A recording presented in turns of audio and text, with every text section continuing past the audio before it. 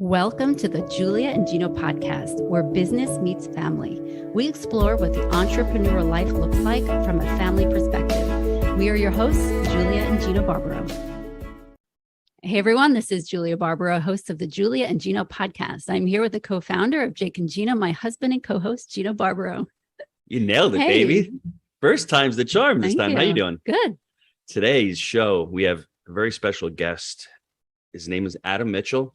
And I would love to read off the bio, but I mean, it's something, to me, it's a little bit more personal than that. We met Adam, I don't know, maybe 20 years ago up in Mayapack.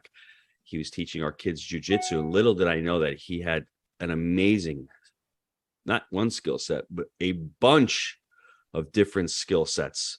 He's the dad of 4 amazing kids. He's also the founder of Close Quarter Dad that he founded back in 2017, which is what we're really going to focus on this show. In addition to being a dad, he spent the last 25 years focusing his career on keeping people safe by teaching families and professionals the topics of personal protection, survival, and martial arts. Welcome to the show, Adam Mitchell.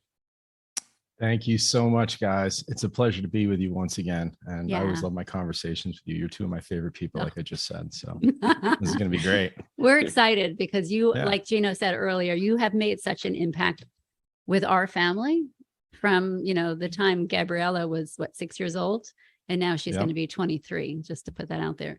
And so that's what we're really going to be talking about. I want to jump into Close Quarter Dad. Mm-hmm. You founded it back in 2017. What made you found it, and what is the mission or the purpose statement of Close Quarter Dad? Sure, that's a great question, Gino. Thanks for asking it. The mission is to help men be the guide and guardian for their children, and to be able to apply a principle that we call full circle safety training to their kids. And that includes 3 areas of keeping your children safe, which is teaching them how to keep their bodies safe through personal protection, how to keep themselves found. So whether it be wilderness or in the city or disconnected from you in a large crowd, say maybe you're at an NFL game and it's letting out and your 4-year-old child gets disconnected from your hand in the crowd, what should they do? All the ways up to the worst case scenario that we as parents fear the most, which is an abduction, and not knowing where our child is or who they're with or where they're going toward. And then finally, the last one is teaching our children their specific and unique role within the family unit when things go bad or things become dangerous, and also how to mitigate and manage different risks and hazards within the household. So that's basically what it is. This is amazing, because I have to tell you that as you're talking, I feel a little bit nervous thinking of these things because, as a mom, especially of 5 girls, our worst fear is what you just said, everything you just said. And so I'm excited to kind of get into that because, like I said, you don't think about these things until someone like you points them out, and there's something that we can do about it. So I'm excited to hear about all the things that we can now do, especially as moms, because we feel we feel helpless sometimes. Yeah, Julia, I'd like to, you say we don't think of these things, but I can tell you, and kind of to step into the second half of Gino's question, what got me started with this was in 2006, right around the time that your daughter was at the dojo training, I really noticed that there were a specific group of people that didn't come in the dojo, didn't come into the school and engage with me personally. And at that time, as you remember, we had hundreds of kids. We had like 160 kids at one time coming in and out of our school. And I had a whole staff of instructors, and we were doing really, really well.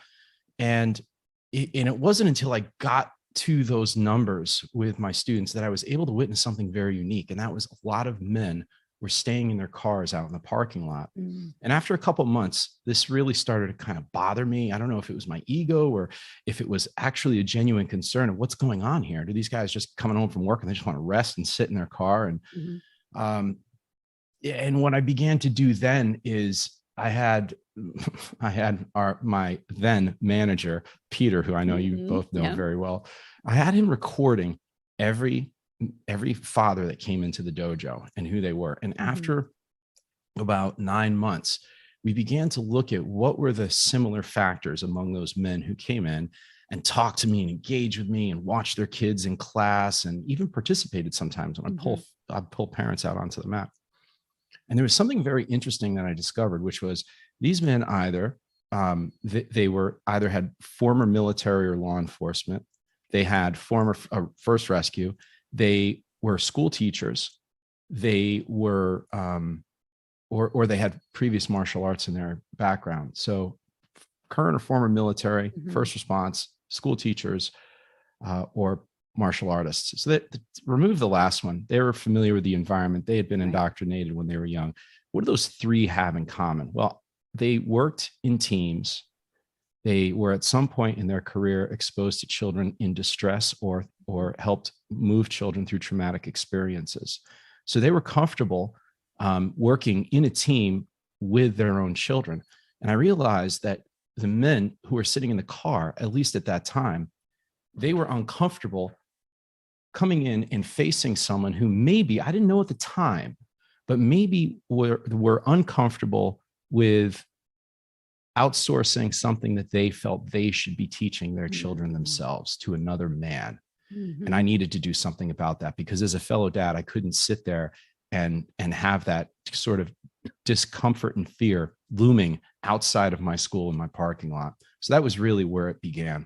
I wanted to create a program to teach dads to take on that role, to make sure their children have what it takes when it counts in life's hardest and most hazardous or risky situations. And where did you learn the skill sets to teach the kids all this? Because I know you've been doing martial arts for a long time, but the other stuff, as far as having a unique role in the family unit, and as far as, you know, when kids are lost, where did you learn all these different skill sets? Yeah, that's a good question. So anybody can teach fighting. That's easy. That's very easy. Teaching martial arts is a different thing. It's an art. So you have to be able to communicate at a lot of different levels to a lot of different people to be able to root out what their needs are for martial arts. Some parents bring their children to martial arts to better their discipline or their focus, give them a greater sense of confidence, maybe physical fitness. Everybody comes with a different set of reasons. And as an instructor, I'm working with different ages, all having different circumstances and coming into the dojo with different life experiences throughout their day. And I'm going from children to teens to adults, and I'm teaching content in a different language, you know. So I really ran the spectrum of learning how to communicate and what was successful. I also had some incredible mentors when it came to actually teaching and how to communicate. And a lot of the, you know, I feel a lot of alignment with some of the coaching work, Gino, that you've done. A lot of that was, you know, actually trying to figure out what learning style this individual student was so that I could speak to their needs. And after doing that for a decade, I got pretty proficient in it. But I also looked outside the martial arts. I had been an outdoorsman my whole life. I had, you know, gone to survival schools, and, you know, I've been exposed myself to a lot of things. Like, you know, I rode my bicycle across North America by myself, and I've gone up into the North Atlantic, and I lived on a boat, and I've really, you know, I've pushed myself, you know, outside of the conventional martial arts world to learn a lot of other things. And I did defensive tactics training and dignitary and executive protection training and certification throughout the 90s. And I was really involved in working with law enforcement and helping them in certain areas. So I had exposure, pretty holistic exposure to safety throughout my early career. And you did a summit, I think a month or two ago. I was up in New York. I was part of the summit, and it was unique in that you're actually interviewing me about how dads can protect their kids once they're gone. And we talked about life insurance, and we talked about setting up the estate. Can you go over an overall view of what you talked about in close quarters on that summit, and some of the big takeaways that you witnessed? Sure.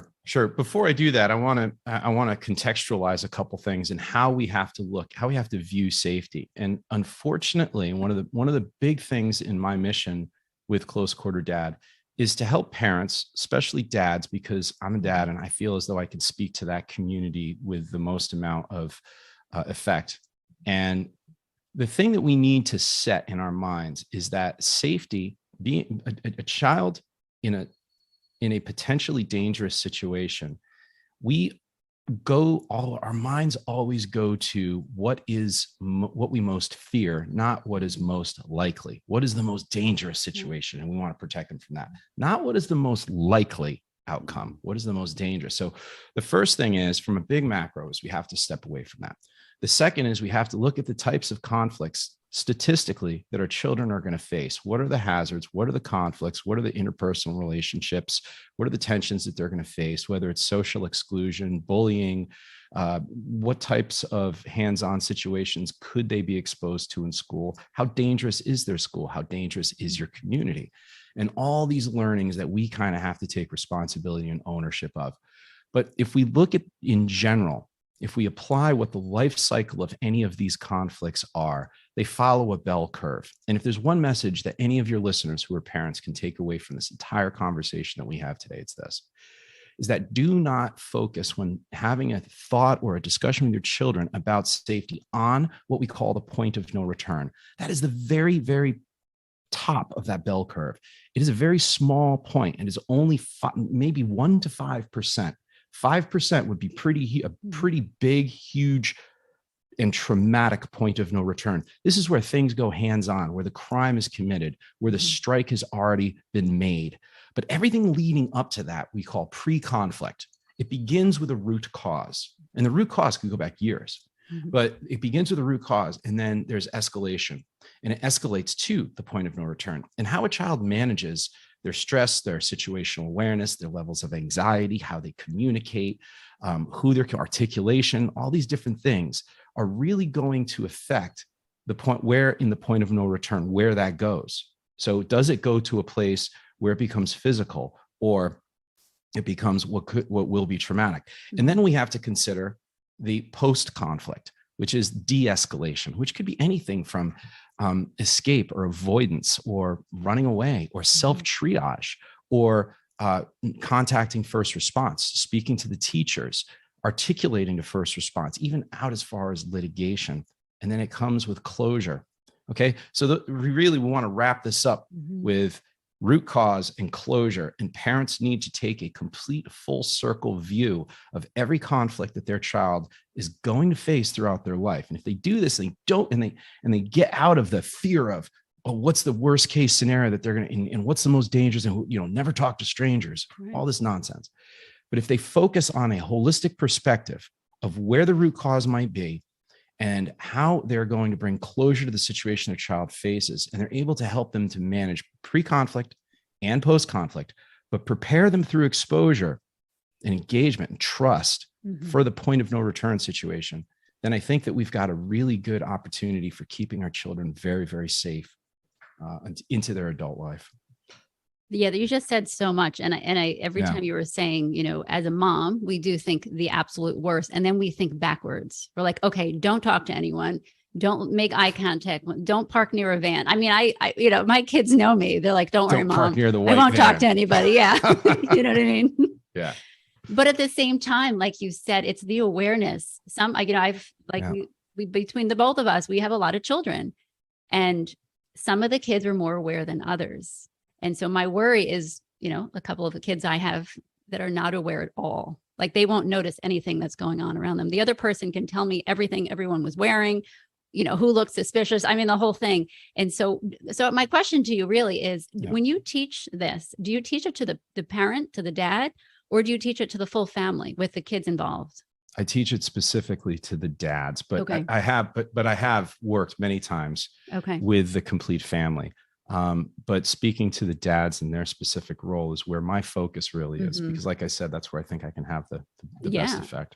And two, I think it's important as a wife to encourage my husband to do this with you, because, he's the role model in the house. He's a father figure in the home. And, he's the protector, as Laura tells him all the time, Dad's the protector, and it's very adorable, but it's true. And, I could give the same message, but if it comes from the dad, it's different. And so I just encourage all the ladies listening, encourage your husband, encourage the father of your children to take this seriously, Yeah, I'm really glad you said that. And I want to get back to Gino's question about the summit. And I want to talk a little bit about some of the things that I was able to unpack and discover on my own, and being involved in this for decades and coming away with these new learnings, speaking with so many magnificent people. But one of the things that you just said there, Julia, I'd really like to sort of unpack that even a little bit. And to some of the men who are listening, I want you to understand that there are a couple categories that and sort of, I might even say, check yourself if there's any imposter syndrome going on here, because a lot of the men that I train, the first thing that they need to do is they need to leave their ego at the door when they step into train, because so many men show up in carrying this sense of security and kind of like, they've been here, they've done that, and they need to show up an empty vessel. We have what's called the gunslinger. That's the man who thinks that they've got a big closet of firearms and they've got pallets of ammunition. They think that's going to solve the problems. That does nothing for your child's safety in their life. Although you think it might, it really doesn't. And then there's also the savior. That's the man who thinks that he's going to come in like a superhero, no matter what the situation, he's going to be able to fix and solve every problem. Then we also have the joker. That's the guy who shows up in training saying, oh, my wife, oh my gosh, we're screwed. Or my kids, they can't even get out of there. And he's always making kind of this mockery. Yes. But what he's doing is he's sort of backfilling his own insecurity. So what I ask everybody as we step further into this conversation, just come into this as a new student. Come into this with a completely clear lens, without thinking, oh, well, this is what I have, and this is what I've done, and this is my experience. But start fresh in this conversation, and you're going to get the most out of it. I love that. Can you tell us real quick about the program that you have and what you have to offer? Just take us through what it means exactly, because I want to have an idea when my husband signs up. I'm going to sign him up. It's a gift. Yeah, sure. So we follow a 3-month program, and we have signups every month, at the beginning of every month. So men will get on a waiting list, and then we roll out at the beginning of every month. And we run through a monthly training of which there's weekly assignments that for you to engage with your children, regardless of their age or gender, or where they are in life. But the first month is all about the high levels of personal protection and how to work with your children and have those experiences. When you step into that role with your children, it's going to harden the mortar of trust that they have with you. They're going to want to engage with you because you're taking them through, and you're taking them through challenging scenarios, coaching them through that, not drill sergeanting them through that. And I talk a lot about that and how you need to develop trust with your children and go on adventures and have discoveries. And through that, and using such words as that, you will be able to show them that they can get through hard things and do hard things. And it's going to be that which creates the bridge to, okay, when someone does this to you or someone steps towards you in a confrontational manner, how do we diffuse this situation? I want to show you how to do this. And then you and I are going to role play this a little bit. Is that okay? And then, so the first month is all about personal protection. The second month, we talk about the realities of a child getting lost. And we go through sort of the high level protocols of search and rescue. We talk about creating a child identification kit for each one of your kids, because we have to recognize that when it comes to your child being separated from you, your two enemies are time and distance. And if we can shorten those gaps of time and distance, then we're going to increase the window of opportunity of recovery. And the speed to be able to get information to first response, search and rescue, regardless of where the situation happens, is what is absolutely most important. And then in the second month, what we begin to do is begin a conversation between our children and dad with them not there. This is really where it gets cool, because when you teach your child, then your child starts to do things and will make decisions that that they're making. So think about it. If you spend a month working with your child and you spend 4 days out in the woods teaching them what to do if they get lost, and this is what I'm going to do if you get lost. Now we're able to have a conversation over miles of distance of woods. I know what my kid's going to be doing. I know how they're going to be responding. My kid knows what I'm going to be doing. They know that within 5 minutes, I'm going to be doing this. They know that when, there's going to all these different steps. So we're able to communicate, and that right there creates this level of trust that I'm not so sure many dads have with their children. So that second month really focuses on that conversation, and it's done in the laboratory of loss prevention and all the ways up to abduction, what to do. Mm-hmm. And then the third month is high level family. And, we talk about fire safety. We talk about escape planning. We talk about we talk about moving through a parking lot in the mall. And if dad is confronted by someone, how the mother will shield the children and move the children, and the father will get in the middle, and how to, like, all these different things when traveling or maneuvering or living in the home as a family unit. And then once that's completed, once that core competency course is done, then we have an ongoing program where we have each one of the teams is their own cohort, and they work and they support one another month after month. That's amazing. And I have to tell you, as you're talking about that, I think we avoid this topic with our families because we're not sure what the answers are. We're not sure if something happens to one of our kids, they're lost in the mall, like you said. We don't have a plan because we don't know what the right thing to do is. So we avoid it. Yeah. And so I really appreciate that you're doing this, because it will give us guidance, and I think that's what we really need. We need to know what to say to the kids, what plan works, and actually start, because when you have a plan, at least the kids know that, okay, here, and the problem too, I think, is nowadays is everyone has a cell phone and they feel safe with it. And they're like, all right, if something happens, I can call my mom or whoever. But we realize, my gosh, what if it's taken? Or what if we don't have it in that moment? Then we're completely lost. Because first of all, we don't know anyone's phone number. We don't know anything. We don't know even where we live. Some people need GPS to get home. And so we rely on this little device to keep us safe. And wow, what if we don't have it? And so I think, we could step into that conversation. Yeah, I'm sure. I know. I know that. I know. And I think if you want to, you can. But, there's this people are fearless at this point, but it's a false sense of security. We have a safe in our house, and I think I don't even know how to get in it. If something happens, I would have to be like, go check the number to get in. Wondering if that's intentional, Gino. It could be. I am a better shot, just so you know. She's a better shot, but who's quicker? And I get off more shots than you. Call Michael. Exactly. So. Julia, you said something really important, and I'm only echoing Gino and Jake, and I think it was in the second lesson in Wheelbarrow Profits, and I know it's in the gateway. Mm-hmm. If you fail to plan to fail. I've heard Gino say that so many times, and nowhere is it as true in preparedness for safety. Now, we're not talking about preparedness for, your bug out bag and what to do if the apocalypse happens, or if there's an economic meltdown, or if a nuclear thing, none of that. This is day-to-day safety. Yep. So. And it's basic. Like I said, if your kid gets lost, what do? They don't know what to do. You don't know what to do. And so you're doing different things. And this will just help. That's correct. To have a plan. And I was going to repeat what my husband said about the plan, but I couldn't remember what it was. Proper. I just literally wrote the word plan. I was hoping one of you would say it. For performance. Yeah. I listen to him all the time. Yeah, she listens to me. Does she hear me though? I listen to you all the time, and I hear you, baby. Are you hearing me? Big difference. You know what I'm saying? Adam, what did you find out about at the summit? I mean, what were some of the things that really stuck out to you?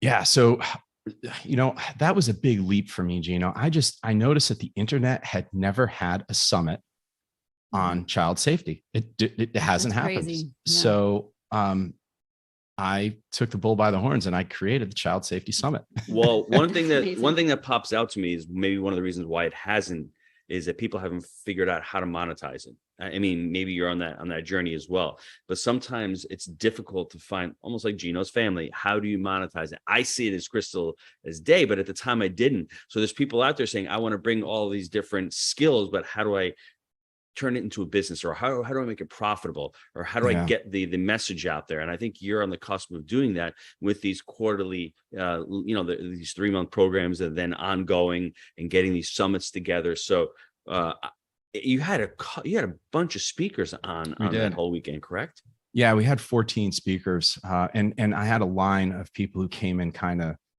after I had scheduled everything. Some real world-class people who have already committed for next year. The goal was to get a wide spectrum. And on day one, it would be the professionals and personal protection. Day two, it would be loss prevention. Day three would be family safety. And when I wanted to make sure that this was a goodwill thing and not a profit center for me in any way. I don't think that anywhere on the promotional materials you'll see close quarter dad.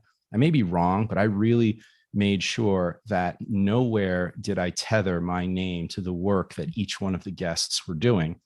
And I allowed them to share the work that they do and any product that they wanted or whatever on this platform. So this was really very much a collaborative effort among people, their unique work in helping families and children stay safe, and trying to get a symposium of them together. And it was completely free. Anybody could attend the virtual summit. So when people signed up, I targeted men. Obviously, I had a total of 818 as of the beginning of Sunday. At the beginning of the last day, we had 1,818 people had signed up, and 22 of those were moms, by the way. I also had them go through a survey. I wanted to understand what their concerns were, what brought them here, what kept them awake at night, and what they wanted to get out of this time that they were going to be spending with the people that I've brought together. And the numbers were pretty amazing. They very much favored online exploitation was the number one fear, an exposure of their children, an exposure of their privacy. That was 39% of the people who filled out that form said that that was their greatest concern. And I want to remind you, and God bless the families of this incident, but this was 1 week after the Uvalde school shooting. So I felt, it was about 2 weeks, I'm sorry, about 2 weeks after, I really felt uncomfortable. I mean, this was all booked. We were scheduled. Everything was done. Promotions were done. Everything was done. And then that happened. And I just did not want this event to be seen as trying to capitalize on this catastrophe. But I also felt that now was the time. Now it had to be done. And interestingly, 39% they shared that child, online exploitation was their main concern. 18%, I'm just reading the stats here, 18% were peer-to-peer violence, bullying, and social exclusion. 16% was self-harm, and which would lead to mental health issues and depression.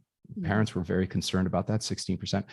And 10% of them were concerned about targeted school violence. And then 8% substance, alcohol, and drug abuse. And then so on down the line, they get smaller: dating and sexual abuse, domestic and in-home abuse. What this said to me is that I need to shift my focus and concentrate more on the ubiquitousness of digital information and the access that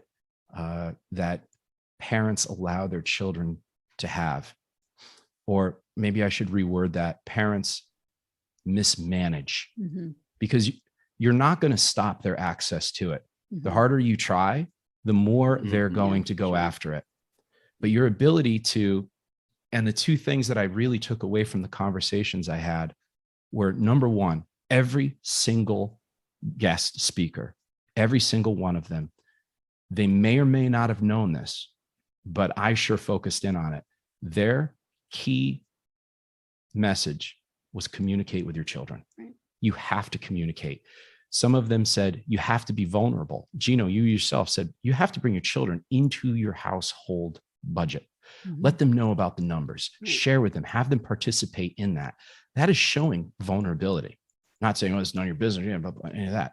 But every one of them, from one of the top trackers, human trackers in the United States, to one of the best wilderness survivalists, to someone who's on the front lines of child exploitation and human trafficking. We were all into the top personal protection trainer in the world.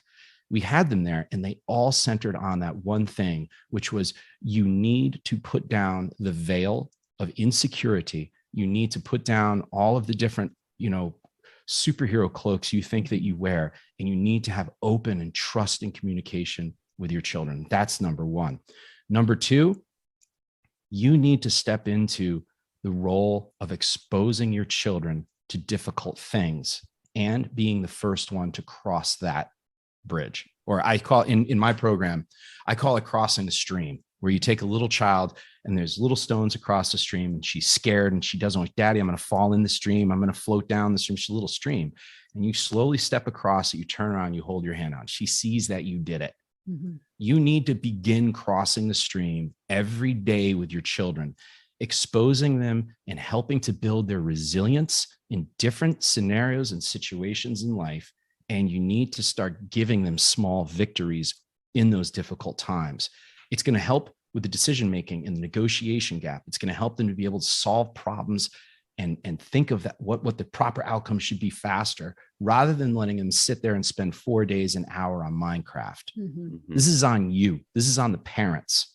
Those are really the two biggest things. It wasn't about teaching them how to do a strong reverse punch and getting a heavy bag in a gym in your basement. It wasn't about stranger danger. It wasn't about any of that. It was about simple things that I think are common sense that we all know, but do we truly live? Right. Mm-hmm. So in other words, have the kids embrace the suck. That's why I had my son go work as a dishwasher, as a busboy in a restaurant, at lunchtime, hot as hell outside, running up and down and really struggling and really figuring out how to work with other adults, how to serve others. That was one of the best things that I think I did for him early on. And number two, just there's pros and cons to sharing your budget.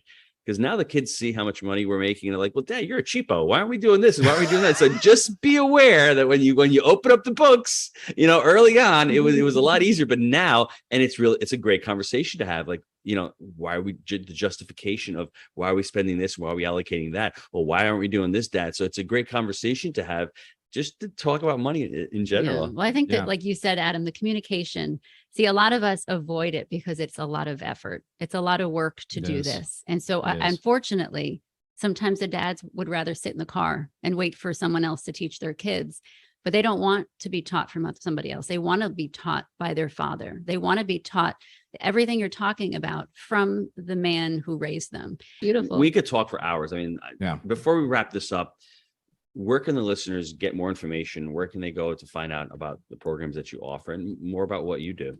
Sure. Before I go there, I want to share just a couple things that I'd like to impact the listeners a little bit, and I'd like to give them something, some meat to chew on here.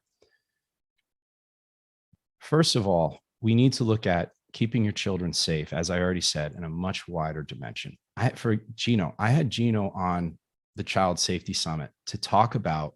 And I put him in a unique day. I put him in loss prevention. Why would I put Gino on the tail of one of the best wilderness survival experts, one of those human trackers, and people who are talking about abduction and kids getting lost?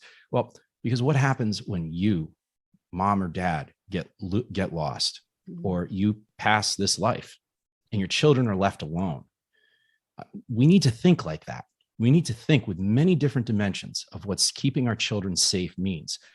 The work that, another person I had on, she was talking about porn, and not about keeping our children safe about porn, but it is a reality that your child, by the time they are 12 years old, will not be exposed to adult content, but will be exposed to traumatic content that is dehumanizing and will leave them wondering about their own sexuality, about their own emotions. And if you don't step into that conversation, then what you're doing is you're creating an emotional challenge that child is going to carry on for the rest of their life. They're going to leak out sideways. They're going to be making decisions based on that experience that was never addressed by you. And we need to think more like that. We need to think that safety is a much, much greater deal than the point of no return, than the most dangerous outcome that we fear the most. And we have to look at it with a much, much wider perspective. We also need to understand the internet has changed our world. I don't need to tell anybody this, but we need to understand that, first of all, kids have never had this opportunity like they have now. how they use information in communicating with other kids all over the world, being able to get information, having algorithms, being able to determine what their unique learning style is and content being delivered to that. That is magnificent. What AI is doing for children who are suffering from Asperger's or autism, and being able to change the learning style and the processing of this is all fantastic. We can no longer blame the internet or blame social media or TikTok or video games. Mm-hmm. This is on you, 100% on you. There's been a 57% increase in children who've been exploited over the last 10 years. Mm-hmm. There's been a 40% increase in child fatalities due to that exploitation. I want to invite every parent to ask their child, if they're over 12 years old, if they've ever heard of the website Omegle. If your child says, yes, I have, they have been on Omegle. And if they have been on Omegle, I want to ask you this. How would you, as a father, now dads, I'm speaking to you, I want you to step into this feeling right now. You may need to pull your car over if you're listening. How would you feel if another man in real time in front of your child was doing something horrific to himself in the presence of your child, and she was there in real time? How would that make you feel? Well, if your child has said that she knows this website, that has happened to her or him. You need to hear me very clearly on this and go. You can even go to my website. I brought in a New York City police officer. We went on this web. He had no idea what we were doing. I surprised him. He's also a dad. He's a great friend. This needs to be understood, how vulnerable children are to online exploitation, which leads to grooming, which leads to human trafficking. And human trafficking does not mean, it is not a situation in Thailand or in the tunnels of Romania or in, Russian wives. This is an American problem. This is a problem that is in every town, and every municipality needs to have a line item in their budget for it, because it is an epidemic problem that is hidden in plain sight, and it is happening, and it will happen to your child if you do nothing about it. I'm promising you. Mm-hmm. And I'm trying to just raise the battle flag here, because we need warriors to step into this, to not just have the conversation, but to engage with their children, to not be ignorant, to not worry about chasing the dollar every day and coming home and work and hoping they got a good golf game on Sunday, but to commit time to spending with your child so that they build trust, you communicate, you expose them, and build their resilience and confidence. Because if you do not, your child's risk is much greater than what you were facing in the 70s or 80s in school. The game has completely changed, and dads need to stand up, or they need to step aside. Wow. That's amazing. Where can the listeners get more information? Close Quarter Dad, Gino. CloseQuarterDad.com. Check out my podcast. Check out, go to Close Quarter Dad. I have a lot of free courses and content that they can sign up to there. And if they're interested in joining one of our teams, every month we roll out with only 20 men. They're small groups. Mm-hmm. And everybody's welcome. The only requirement is to be a dad. That's amazing. Thank you, Adam. Yeah, incredible. And I just want to encourage all the moms out listening. I don't know. Can we give gifts to our husband to sign up?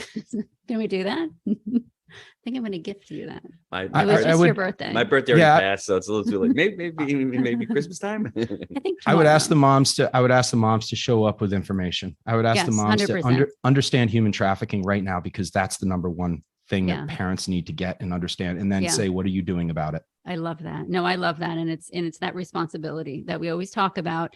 And a lot of us just avoid this topic because we're so unsure of it. Like we talked about, we don't know what to do, so we don't do anything. Mm-hmm. But here's the answer. Adam's going to take care of it. Learn from him. And I'm super excited to go through this. So thank you, Adam. Thanks for everything you do. Really. Thanks for having me on, guys. I really appreciate you both. Thanks.